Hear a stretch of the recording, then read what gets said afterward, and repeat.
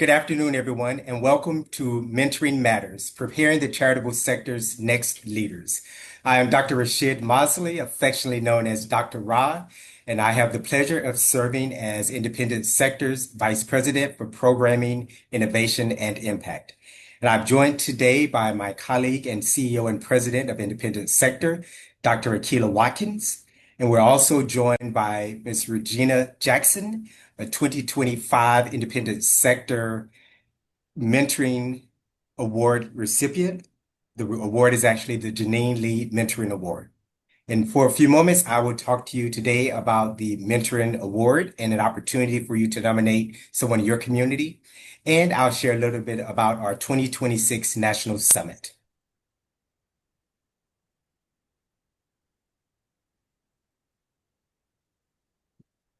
The Janine Lee Mentorship Award, it was named after Janine Lee, who is the president and CEO of Philanthropy Southeast. And she was also an independent sector member, and she passed away unexpectedly in February of 2024. She was an empathetic and wise advisor to many prominent charitable sector leaders, including myself, and I'm sure Dr. Watkins will speak about her personal relationship with Janine Lee. Independent Sector felt that it was important to celebrate Janine's life, her career, and her dedication to mentorship in this sector. So we decided to announce the award and name it after Janine in her honor.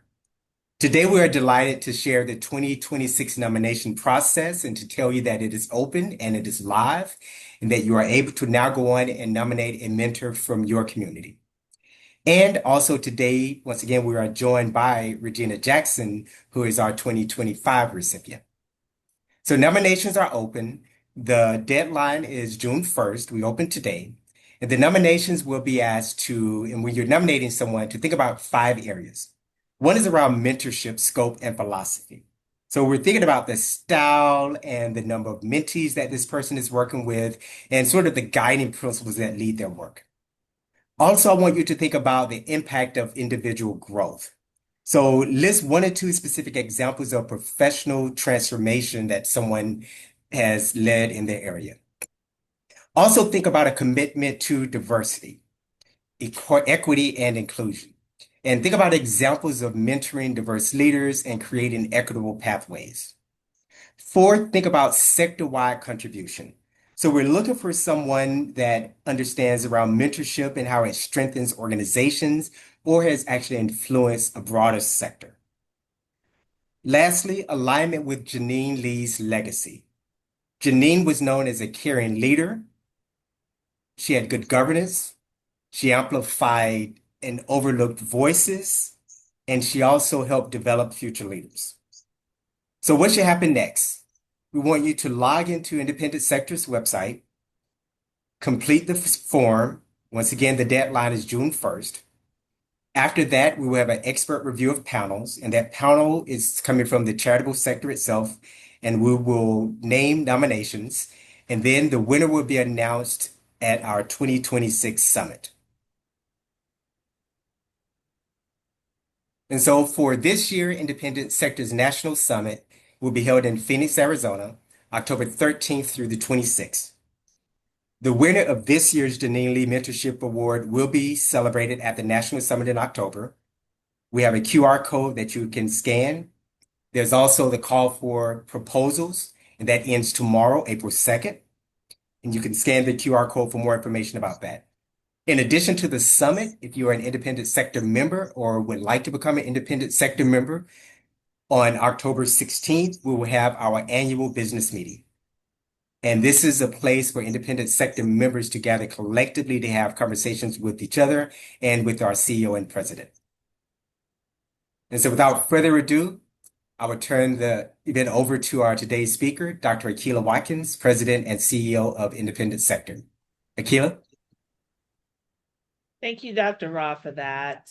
And I am looking forward and encouraging all of you to attend this year's National Summit in Phoenix, Arizona, October 13th through 16th. And today I'm really also excited to be talking to Regina Jackson today. First of all, let me just say, Regina, that today is Janine's birthday. And yes, which is one of the reasons why we wanted to do the webinar today, April 1st. So happy heavenly birthday, Janine, Ashe. Mm. And also, we wanted to bring your spirit in, Regina. I understand your spirit is very full today. And congratulations again for winning the 2025 Janine Lee Mentorship Award. Um, First of all, this a little bit about why this award was so important is because, in our sector, we do celebrate a lot about, how successful people are, how much influence people have, how much money people can raise, right? Like we hear all these as metrics. We don't hear as much about how people have contributed to other people's careers, how they took the phone call, how they offered the encouraging words, or connected someone, right? And these are just some of the things that mentors do. And I know mentorship has been important in my life. I would not be sitting in this seat if it wasn't for the loving grace of people like yourself, people like Janine, who always rolled their sleeves up, always helped, and didn't ask people what they can do for them, but rather, how can I serve and help you? So we know that you embody those principles because y'all, when I tell you the entire East Oakland came out for Regina Jackson and said, this is the woman that should win this award, it was humbling. So I want to just say on behalf of Independent Sector, congratulations again for being our inaugural winner. Thank you. And we thought this would be a great opportunity to talk with you and learn more about who you are as a way to inspire other mentors and leaders in the sector. Get your folks to nominate you. And if you are someone that's been touched by a mentor in the sector, we encourage you to go to the website, fill out the form, and nominate your person. So, with that being said, Regina, let's talk a little bit about what's been going on and a little bit about who you are for our audience that doesn't know you. Okay. Give us a little bit about your background and, a little bit of flavor of who Regina is. Okay. I wished I had an elevator pitch right now. I'm always telling my young people to develop theirs. So the most miraculous time in my life is the role that I just left 4 years ago, and that was as president and CEO of the East Oakland Youth Development Center. I was there for 27 years. Mhm. I went to junior college and then UC Berkeley, and I was early on, um, I guess what I'd call it is a shit disturber, excuse the words, but I was a marcher, I was an activist, I wanted to see change, apartheid, just all that kind of stuff. But as a part of what happened next, I was in a graduate program called the Coro Foundation. It was a graduate program for public affairs. And in the series of internships or fellowships, I was placed at the East Oakland Youth Development Center. And after I developed my project there, the board actually invited me at age 21 to join the board. Wow. Amazing experience. Yes, it prepped me for everything that I did after. And quite frankly, I look at some of those board members now as informal mentors because they saw in me what I had not seen in myself. And that is typical of mentors, right? 10 years later, I took the helm of the East Oakland Youth Development Center and was able to create some phenomenal programs, do some extraordinary research, and have impact in East Oakland, Deep East Oakland, and Oakland proper that served me in so many ways. And that really is the linchpin to mentoring. It's not supposed to be about what you get from it, but it is the gift because when you mentor young people, you get so much. I in late 2024, I released a book which is now a bestseller called Unleashed Potential. And it really shared a lot of short stories of the extraordinariness of the young people, some of the young people that I mentored. There are probably thousands over year 27 years, Mm. including my own staff. It was exceptional. I'm also an executive coach, but I think I should stop there because I may have gone past the 2-minute elevator pitch. No, no. Well, first of all, Regina, thank you for that. And the fact that you have mentored thousands of young people, I wanna circle back around to that. But first, let's talk about your life doing mission-driven work. I Mm. mean, I know we're here talking about you as a mentor, but you've also done incredible, incredible work just within your own domain and space. What Thank you. actually brought you to the charitable nonprofit sector? I don't even know. When Mm, I was in college thinking about careers, I didn't know that the charitable sector was a thing.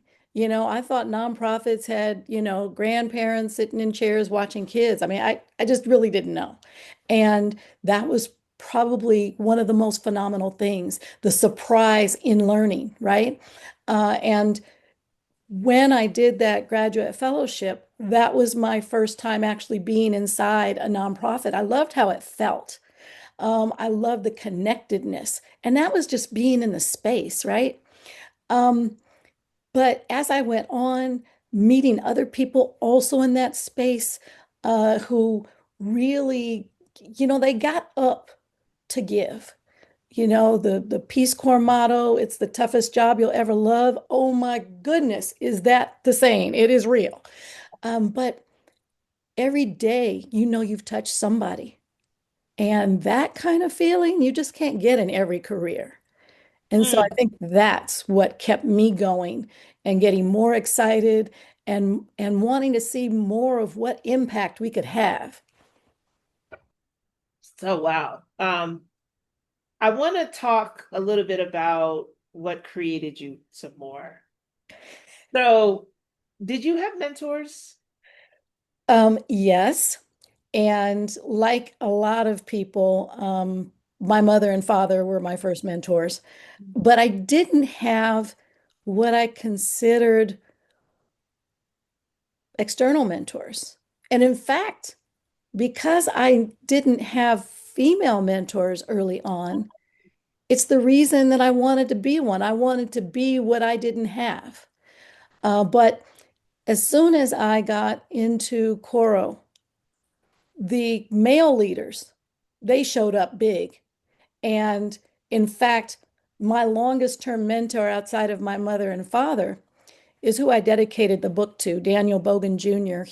When I met him, he was a city manager for the city of Berkeley, and he's never left my side. I just talked to him last month.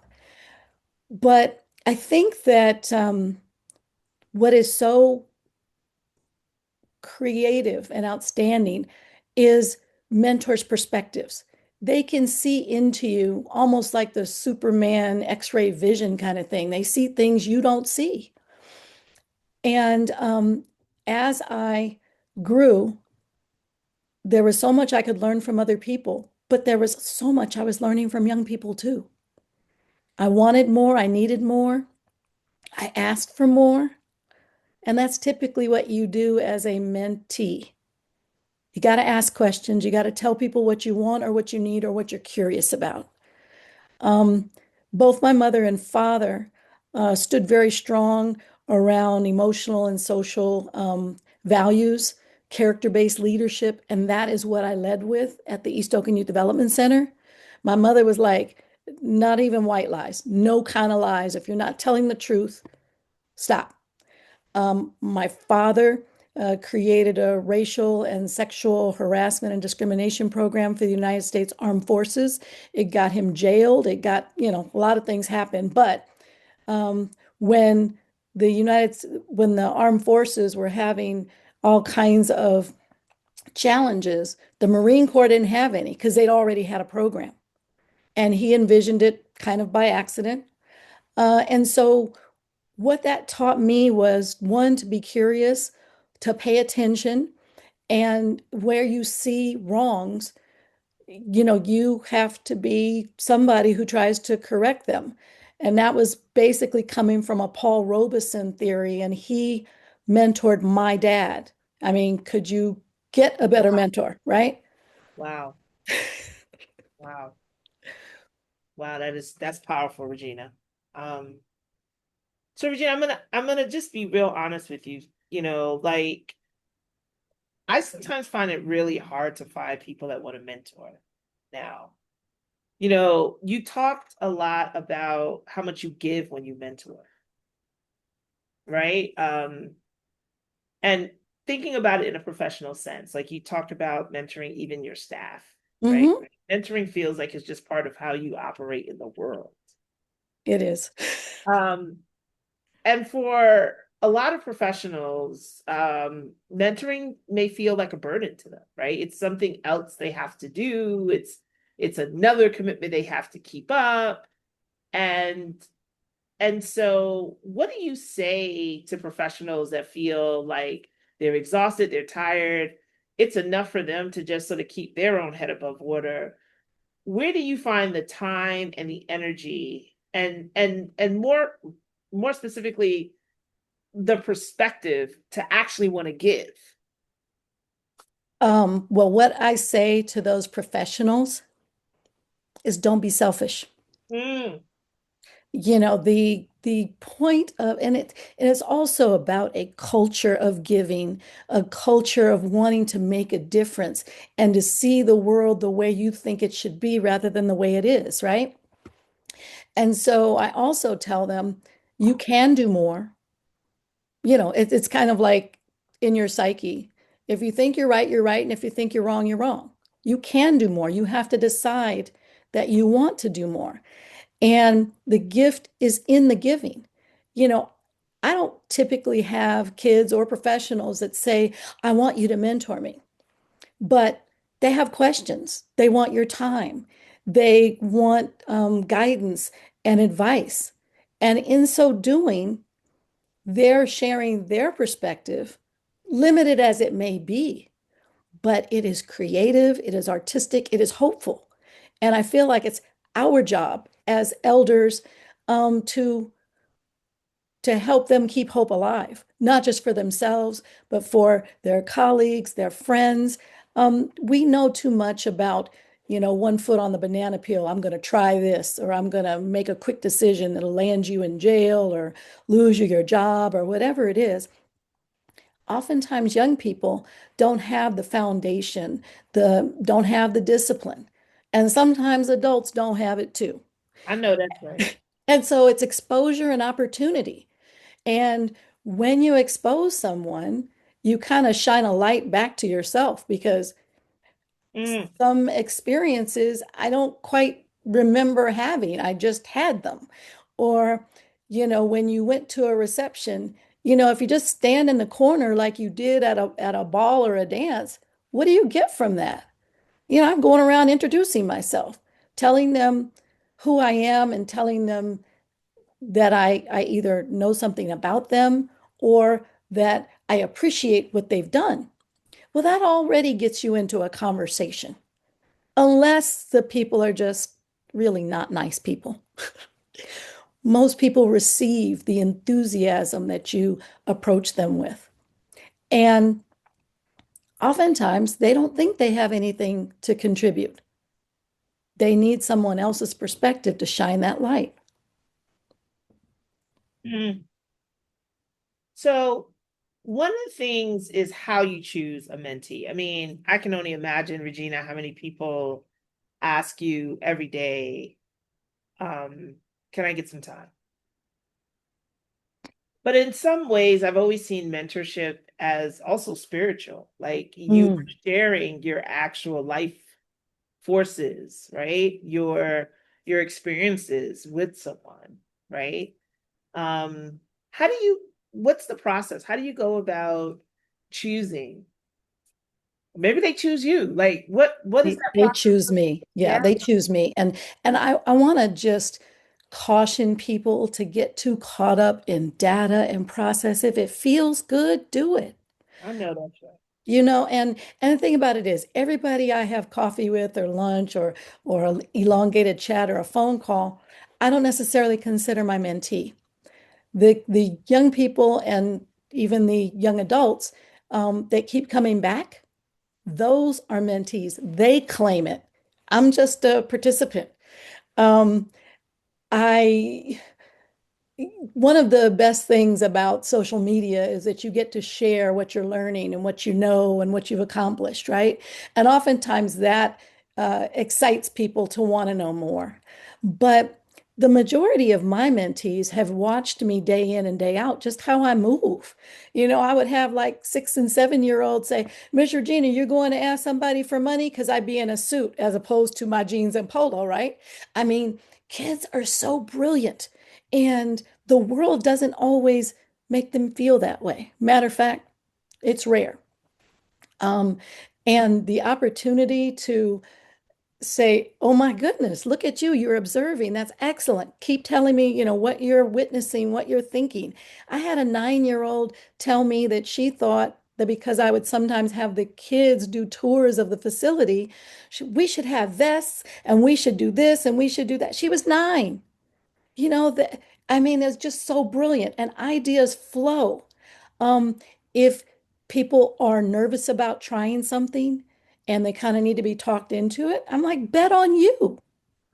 There's Mm, nobody in this world that's going to have your back 100% of the time, not even your mother, father, grandmother, whatever. But you will be, you're invested. Because if you don't toot your own horn, who will? Um, if they now what I also do is when I meet people and they're like, well, I want to be like you. It's like, okay, well, you don't really know me. There's probably 13, 14 steps between where you are and where I am in terms of experience, knowledge, training, blah, blah, blah, blah. So when folks say, oh, I just want to, what do they say? Soak up, your knowledge or whatever. I say, okay, so I don't want you to ask me questions that you can find the answers to out there in social media. I Google know me. that's right. I need you to prepare so that you can make my time efficient. Don't give me more work, right? I want to focus in on you, but don't ask me the simple stuff. Be willing to do some work on your own. And sometimes when they are a little lazy about that, then I'm like, we'll talk now, but the next time, maybe not. And I will say to that person, I need you to have more skin in the game. I'm not Mm, going to do your work for you.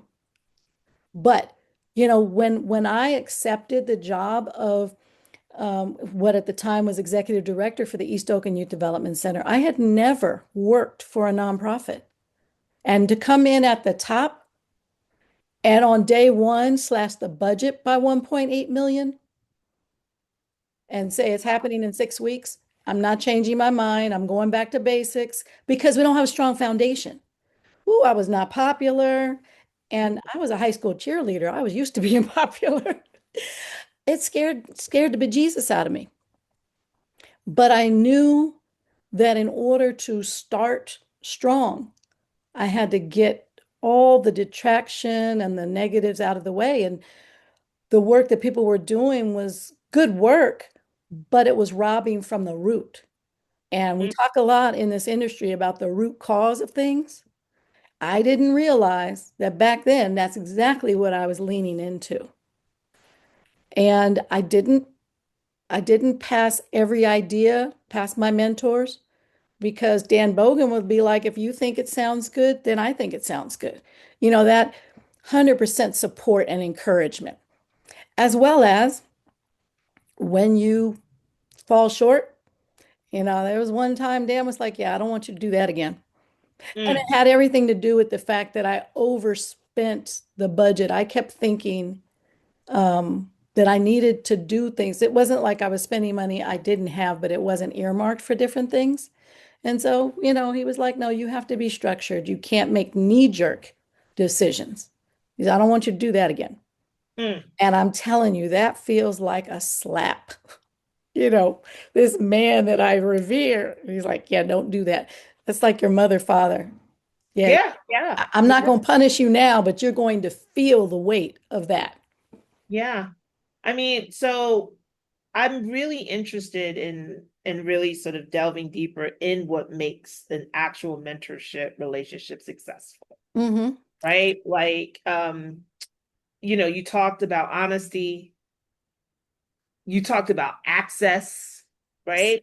I Yep. remember when I was 15, 16 years old, that one of my mentors at the time, Susie Sonnenberg, who used to be president and CEO at the Long Island Community Foundation, allowed me to sit in her office Uh-huh. on donor calls, and I Wow. would just be listening and listening. And she just let me shadow her. So I really appreciate it. And this was the president of a community foundation, right? Like, and so when we talk about access, honesty, what else goes into making a mentorship relationship successful? Like, what does it look like? It may look different for everyone. For me, because I was in youth development, I took young people everywhere.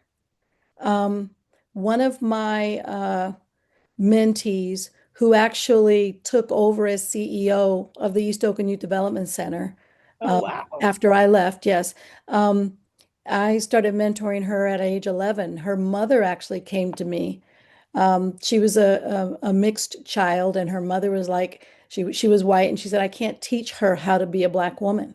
I Mm, need you to do that. And I was like, whoa, that was heavy. mm, But it's also really precious when a parent comes to you and says, you can do something I can't. How do you say no, right? So, Selena Wilson is her name. I actually I did something that I couldn't do for everybody. I mean, she went with me and my children to Disneyland, to mm. Martha's Vineyard. I was providing a lot of exposure that she didn't have, because oftentimes when you don't know, you don't try, right? Um, and she was my vice president for 7 years before she took over. But there are, I mean, I've done lots of things with kids. When I would accept awards, they'd be up on the stage with me. When I was doing television interviews, they'd be in the audience, sitting next to me if I could have them speak too, because I wanted them to have the experience that your mentor wanted you to have. Um, it's incredible to be in a position, that fly on the wall and see how things happen because most people won't share that with you. They like want to keep secrets, so that they can be the only one. Yeah, What yeah. good is a secret? What good is a secret? Yeah. Yeah. And and unfortunately, Regina, we rewarded in society, right? Like we reward individualism, Hmm. access to information, through gatekeeping, uh, Hmm. and mentorship is is such a giving act, right? That's right. I mean, we because you literally aren't you may not get anything from it materially. I'm not talking about sort of the intrinsic value it brings. Hmm. So I really just appreciate you constantly reminding us of that in a time where so many of us have been just socialized into just individual ways of functioning. So, but Yeah, you know, I but was always a giver. yeah, yeah. And as I said, you cannot be selfish with humanity. Mm, It's when we come together that we win, right? That's about democracy. that is when we come together, we win. Yeah. And, everybody's got a part to play. Your experience is different from my experience. You are still a phenomenal leader. Don't we need more of those? I remember uh, inviting, we have an entirely youth-led summer program. Mm, And I asked a young man, I said, I think that you should be our next leader. And he was like, me? Like he couldn't believe it. But see, I saw his leadership. It was quiet. it wasn't the norm, you know. I got a big mouth. So, but I thought you want to reward what gifts you see, and you want to put people in positions to succeed. And usually that's by changing how they see themselves. That's right. That's so right, Regina. That is. And, you know, I mean, when we look at the leaders, particularly civil rights leaders, they were all about giving. They gave their lives, they Mm, gave their time, they sometimes gave their children. I mean, mm, I had an opportunity to meet and connect with Martin Luther King III, yeah. and you know, you see his work, or Ilyasa Shabaz's work, Malcolm, one of Malcolm X's daughters, um, and it's so incredible. It's like people don't really sign up for this. Sometimes they just kind of get drafted, so to speak.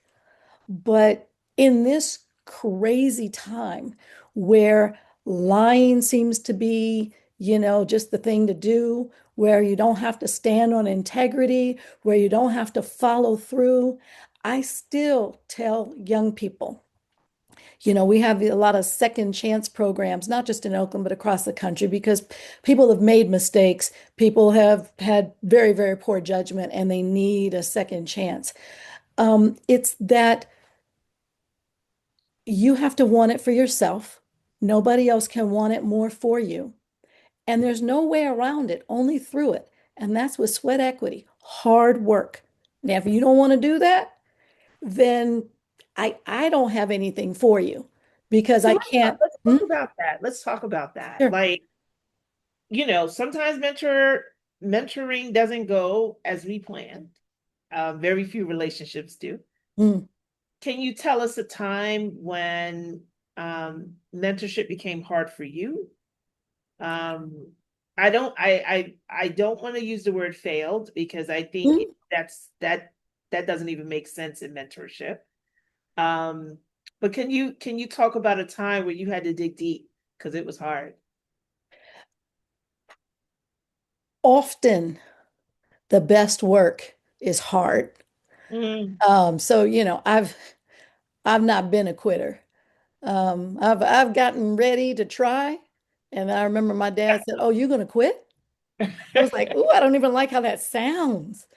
Um, but I think that you know, a few times basically people were using me in order to say to others, because I had great social capital, "Oh, well, I'm so and so and blah blah blah blah." So it was, again, it was like a cheating, right? And this person came back, you know, kind of over and over. "Will you look at this draft? Will you do this? Will you, you know, give me a recommendation?" All of that kind of stuff. And I stopped and said, "Okay, wait a minute. I'm being used." And that is not how I sign up to mentor people. And that person at some point is going to tell on themselves that they are a user and not Mm, a hard worker, right? And with that particular person, she was an adult.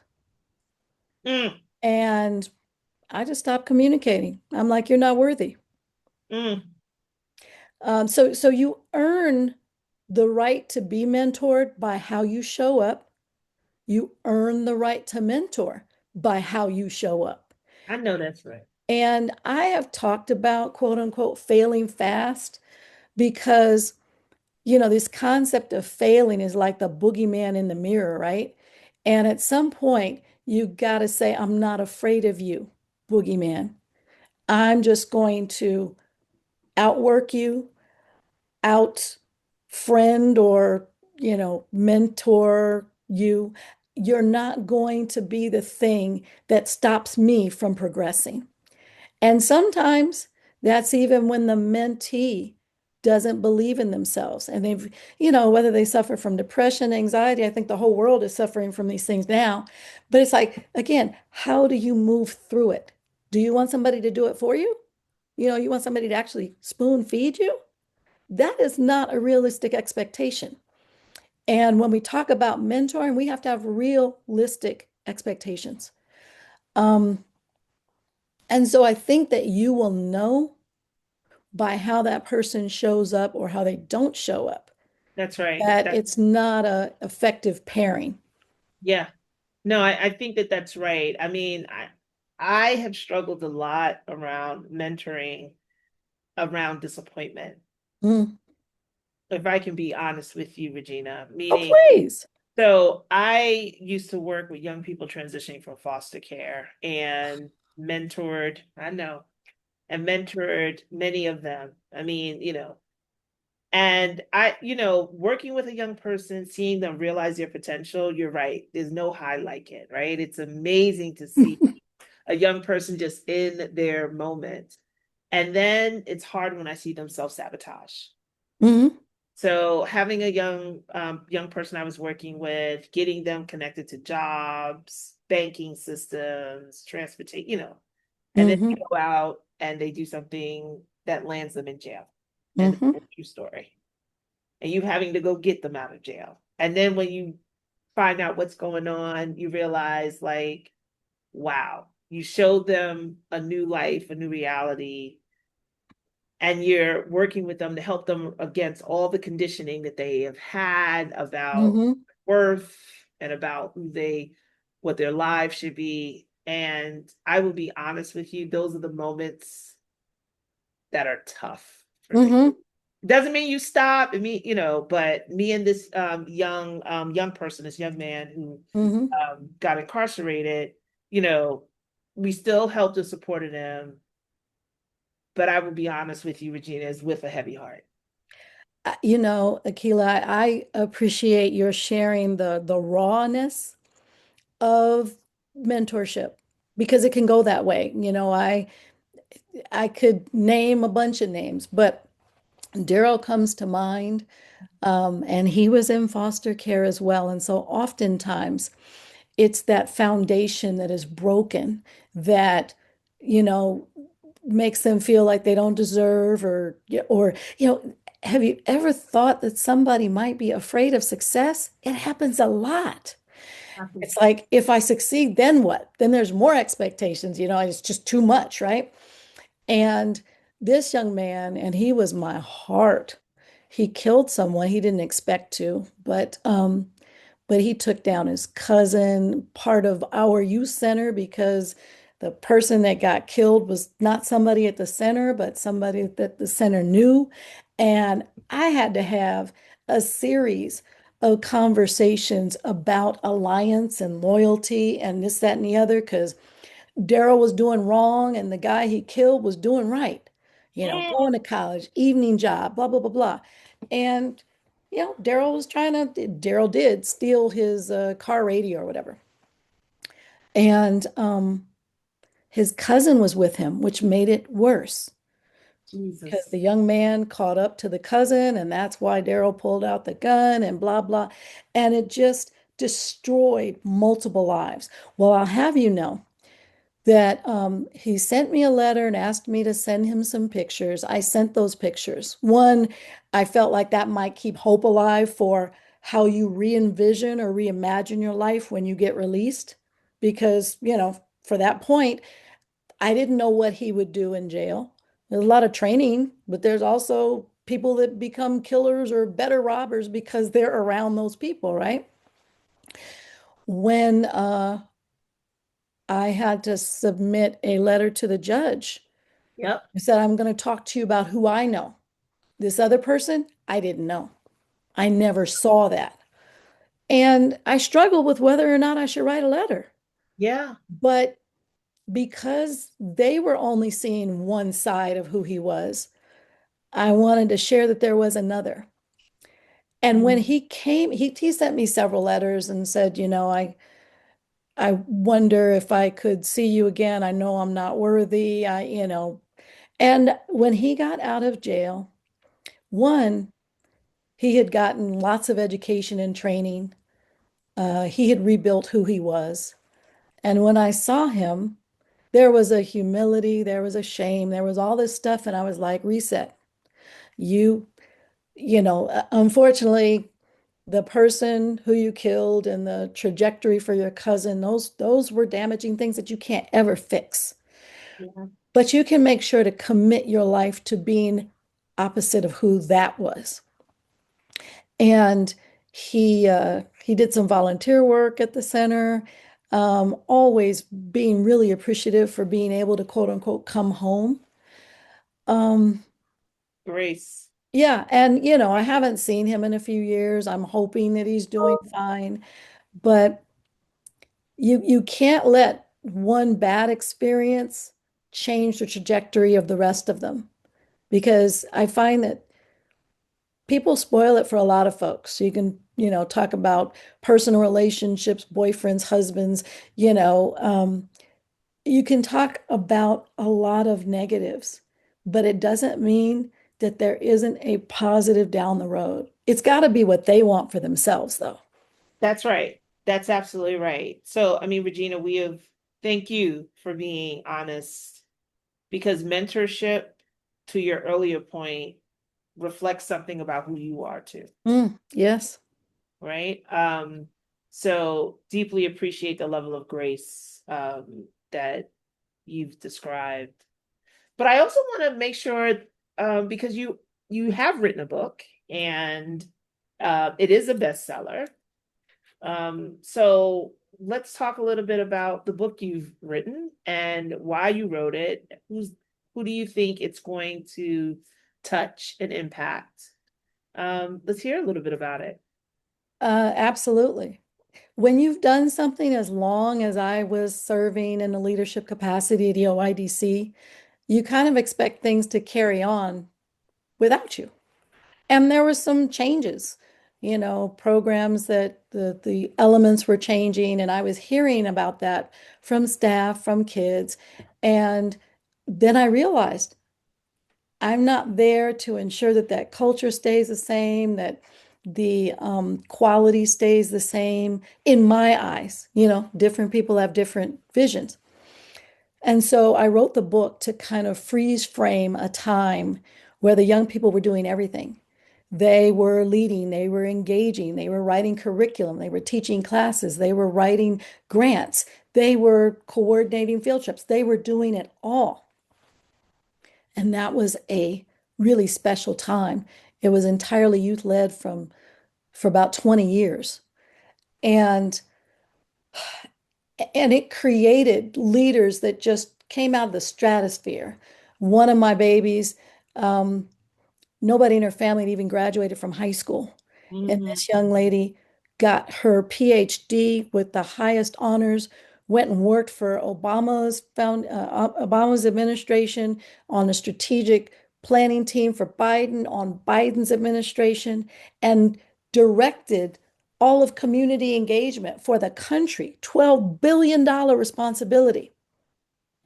She learned so much by leading in that youth development program, by knowing that she had support 24/7.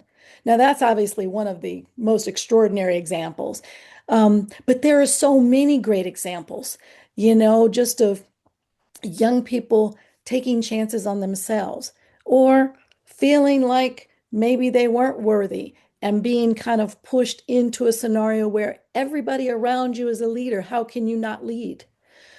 I hope that notwithstanding the fact that I wrote the book for all the youth leaders, even though I was only able to highlight a few.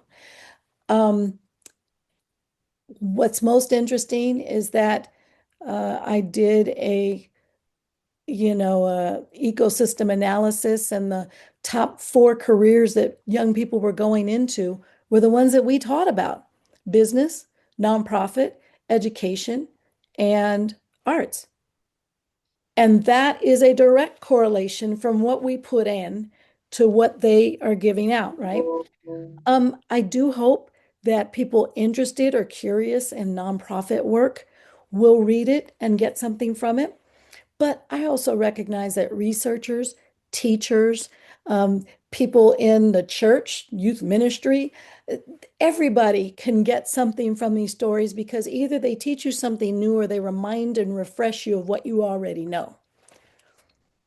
I love it. I love it, Regina. Thank you. So For, one of the things that we do struggle with, at least we heard this as a sector, is the multi-generational workforces, right? Um, some organizations have 5 different generations working in them. We here at Independent Sector, we do a lot of work on the charitable nonprofit workforce, right? We Yep. are strong. We're 13.9 million of us across this country working in all types of communities. Yes, we are huge. Hmm. And we keep hearing so many challenges about what's going on with these young people. They don't know how to show up for work. Um, we're struggling with them. And, you know, whether or not we're ready for it, young people are going to come in and take over, right? And as Yep. they should, right? Yep. That is the natural order of things. What words of wisdom do you have for nonprofit leaders out here that are listening? How do we begin to mentor and think about bringing young people into our organizations in ways that are healthy, that pushes them, that also helps us be reflective? Because certain things change. I mean, grew up at a different time in our workforce, right? And Yep. so today, have things changed? And in what ways do we want to prepare young people to be successful in our workforce? So, Regina, how do you mentor people you work with? And what advice will you give to nonprofit leaders that are struggling with incorporating and supporting their young staffs? Thank you for the question. I would first say that there are no shorts. The leader works for your staff and not the other way around. If your staff are doing what they're supposed to be doing, then it makes your job easier, right? So why wouldn't I invest in and talk to and talk about? I mean, my administrative staff, they got so much. And it was really because I was trying to be participatory. I was trying to be transformational, but also wanting them to see what it takes to excel, right? And so I would ask my assistant, what do you think? Here's what I've laid out. What can you add or what can you edit? And then I would ask them why. Well, actually, they would already know that they were going to have to justify any changes, right? But they would always blow me away because they'd see something that could be added. And so it really made for a dynamic team because I trusted them and I trusted their word. And even if they didn't have all the experiences that I might need to pull on in order to do a presentation or write a report or, write an article, whatever it is, I trusted them. And that was part of our culture. It was, again, character based. So, if you lie to me, you've lost my trust and you're probably on your way out the door Mm. because you can't have a lack of integrity within the work and expect it to keep, helping you evolve and rise, right? Um, Accountability. When I remember she reminded me of this at my retirement dinner, um, that this was my admin director. I can't, she went through so many titles. She was excellent.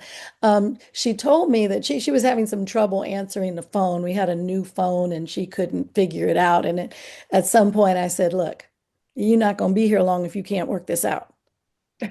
I need you to know how to answer the phone and transfer it to me. And I mean, some stuff that you just can't give too much grace. I said, practice it, do whatever you need to do. I can support you. I can keep picking it up and, but you're going to have to figure this out. And she recognized it, she fixed it, and she was like, oh, now I can keep my job. So it's not that I go around telling people I'm going to fire them. No, they fire themselves. I just do the paperwork. I know that's right. Yeah, yeah. So the other thing is not everybody learns trust at the same speed because that may not be what they were raised in. Mhm. So oftentimes I'm teaching them something different. And sometimes that goes back to their own parents or their grandparents or whatever. One grandparent wanted to fight me because I put her grandchildren out for fighting because we don't do the fighting thing. And she's like, well, they're siblings. They fight. And I was like, well, if they want to come here, if you want them here, that's going to have to stop because it's not healthy, whether it's at home or where we are, right? And similarly, we were located in a really, really challenging environment. Kids got to walk through homeless encampments, drug, Yeah, gambling, all kind of stuff. And you got to teach them to not see that, but figure out how to navigate around it, especially if they're navigating by themselves. yeah. Um, but you have to make them a part of the process. And for me, when I first started, I was 30. By the time I left, I was 59. Oh Um, my God. our janitor, well, our head of custodial work was everybody's grandfather, and he's still there.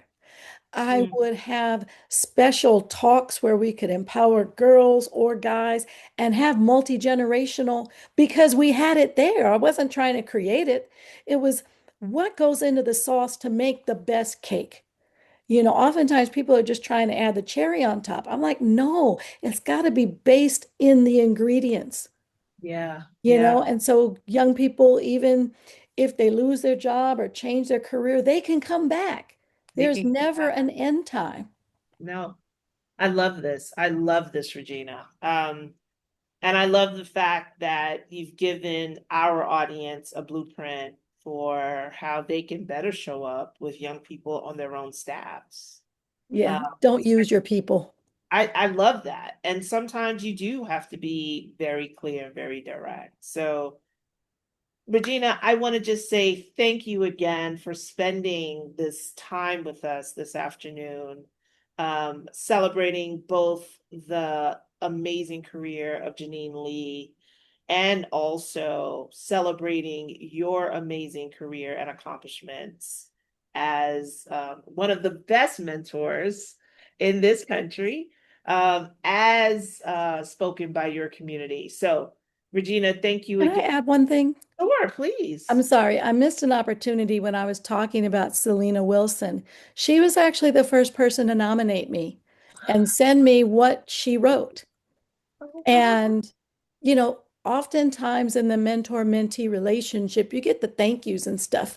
But this was one time where I got to see how she thought, following her examples and taking the time to do it, even though she's a new CEO. And that's it, that you I always love can give that. more. Yeah, So I love thank that. you. Thank you, Regina. I love that. Well, with that being said, I now turn it back over to Dr. Mosley. All Thank right. you. Thank you. Thank you, Dr. Watkins. Thank you, Ms. Jackson. Thank you both for being open, transparent, and vulnerable. I can honestly say that some of the most memorable moments I have in my life are times I've spent with my mentors and my mentees. And so I want to speak to all of our listeners and viewers. If you have an opportunity to mentor someone, take that opportunity. It's definitely worth it. And if you're a young person and you're looking for a mentor, reach out. I guarantee that there's someone that's reaching out and that's willing to help you. I want to remind everyone that the nominations are open now. If you visit independentsector.org, you will see a link for community. Under community, you will see the Janine Lee Mentorship Award. Just once again, nominations are open today and they will close on June 1st. And the award will be presented in Arizona, in Phoenix, at our national summit on October 15th. So once again, thank you everyone for joining and enjoy the rest of your day. Thank you for this. Thank you, Thank you. Independent Sector and Dr. Watkins and Dr. Ra. Thank you.